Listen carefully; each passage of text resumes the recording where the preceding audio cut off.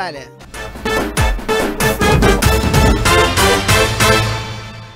రోజుకో 10-15 దిక్కుల టక్కర్లైతున్నాయి. 4-5 పానాలు పోతున్నాయి. రోజుకో కాడ భార్య భర్త పానం దీసుడో లేకుంటే భర్త భార్య పానాలు దీసుడో అయితేనే ఉన్నది. ప్రేమించినోని కోసము కట్టుకున్నోని పానాలు తీసేటి వార్త శితం వస్తూనే ఉన్నాయి. ఈ నడుమ ఇవన్నీ దినం ఇనే వార్తలే. ఈ సాలవన్నట్టు ఈ నడుమ రోజుకొకటి గీ వార్తలు కూడా ఇనాల్సి వస్తున్నది. ఇంట్లో ఉండాలంటేనే బుగులు పడుతురు పబ్లిక్.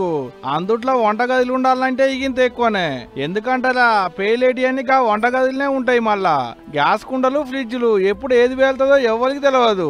మొన్న కాడ గ్యాస్ లీక్ అయ్యి ఇంటి వెలుపున మంటలు వస్తాయి. ఇలా హైదరాబాద్ లో ఉన్న సనత్ నగర్ లో ఓ ఇంట్లో తెల్లారితాలుగా ఫ్రిడ్జ్ పేలింది.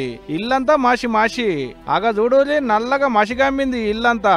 గిన్నెలు బోళ్ళు బట్టలు పొల్లగాలు చదువుకునేటి పుస్తకాలు పై కప్పుకున్న గాలి పంకలు అన్ని గాలి బూడిదైనాయి. పక్క పోయింటే గ్యాస్ కుండ ఉంది, అది అంటుకోలే. ఇంకా దరిద్రం బాగలేక అది అంటుకుంటే ఇంత ఎక్కువనే తిప్పలయ్యేడుండే. మళ్ళా ఇంట్లో ఉన్న వాళ్ళకి ఎవరికేం కాలేదంటే ఆడికే 10,000. మరి ఈ ముచ్చట ఎలకవుడే ఆలస్యం. భయ్య ఊరికొచ్చిండు మాజీ మంత్రి తలసాని సీనన్న.